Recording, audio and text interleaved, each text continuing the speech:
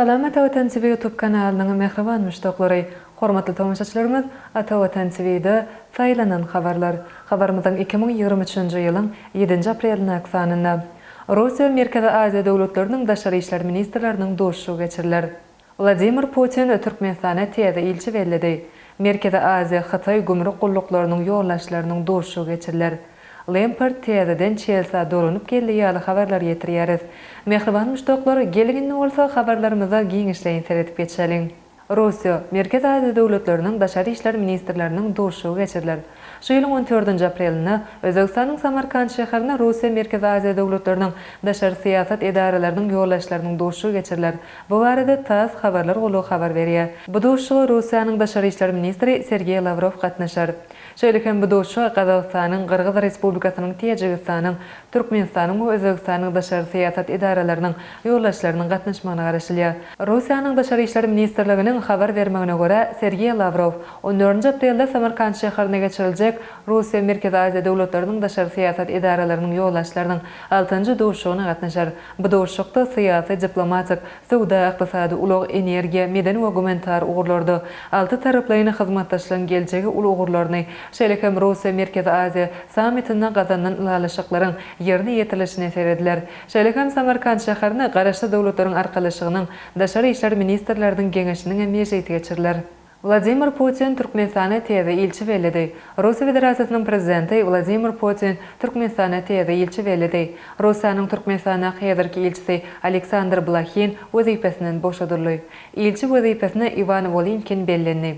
Bu barada degişli kararlar Russiýanyň resmi hukuk maglumatlar internet portalyna çap edildi. Volinkin Ivan Krylovich Russiýa Federasiýasynyň Türkmenistana adatyň daşary we dowlat ýaly elçisi wezipesine bellemeli diýilip resmi kararda belenip geçilýär. Russiýanyň elçisi Aleksandr Blakhin 2011-nji ýylyň 5-nji maýyna Türkmenistana elçi wezipesine belenildi. Ol 1992-nji ýyldan beri Russiýanyň daşary işler ministrliginiň düzüminde işläp gelýär. Merkezi Aziýa Hatay gümrük gulluklarının ýollaşlarynyň duruşy geçiriler.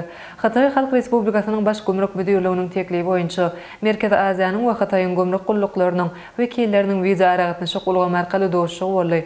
Hatay tarapy ozal Merkezi Aziýa Hatay gümrük gulluklarının ýollaşlarynyň duruşyklarynyň mexanizmini döretmek barada başlangyjyny öňe Şu günkü wiza aragatnaşy arkaly hünärmenler derejesindäki duruşygam Hatay şol başlangyj esasyny şu aýda geçiriljek Merkezi Aziýa Hatay gümrük gulluklarının ýollaşlarynyň duruşygyna taýýarlyk görmek maksady bilen geçirildi. Taraplar ýollaşlaryň duruşygynyň gün tertibini we tesbirnamasyny aralatma sagatlaşdylar. Şeýlekem Merkezi Aziýa Hatay gümrük gulluklarının ýollaşlarynyň duruşyklarynyň işini düzgünleşdirýän resmi namanyň taslamasyna seretdiler. Merkezi Aziýa Hatay gümrük gulluklarının ýollaşlarynyň duruşyklarynyň işi Merkezi Aziýa ýurtlarynyň we Hataýyň arasynda sowdany ýeňilleşdirmäge, şeýlekem Merkezi Aziýa Hatay döwlet başlyklarynyň sammitini gümrük işi bilen kabul edilýän çözgütleri ýerine ýetirmäge gönükdirlendir. Lampard täzeden Chelsea dolanyp geldi. Frank Lampard Angliýanyň Chelsea toparynyň tälimçisi wezipesine wagtlaýyn bellendi. Ol mövsümiň ahyryna çenli topara tälim berer. Melim bolşýaly goloýda Ingliz topary tälimçisi Graham Potter wezipesinden boşadypdy. 44 ýaşyndaky Lampard ozal hem bu topara tälim beripdi. Şu toparda futbol oýnap uly şöhrata ýa bolan Frank Lampard 2019-2021-nji ýylda bu topara tälim beripdi. Lampard Ingliz toparlarynyň Evertonyň hem tälimçisi bolupdy. Bu toparda 1 ýyl işledi. 2018-2019-njy mövsümde Derby County toparynyň tälimçisi bolupdy.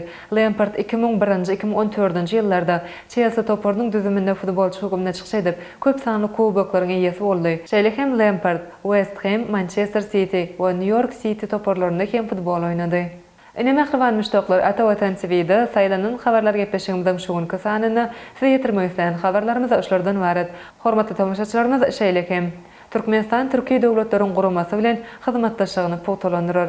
Türkmenistan UNICEF-iň ýerine ýetirjek geňeşine saýlandy. Türkmenistan bilen Türksoy bilelikde dörli çäreler geçirer. Ýurdumyzyň teatrlarynyň hepdelik repertuarlary 8-9 aprel aralygy ýaly habarlary atawatantürkmenistan.com saýtymyzdan giňişlerini okap bilersiňiz. Gepleşigimizden indi kısa görüşýänçek, hoşda bolun.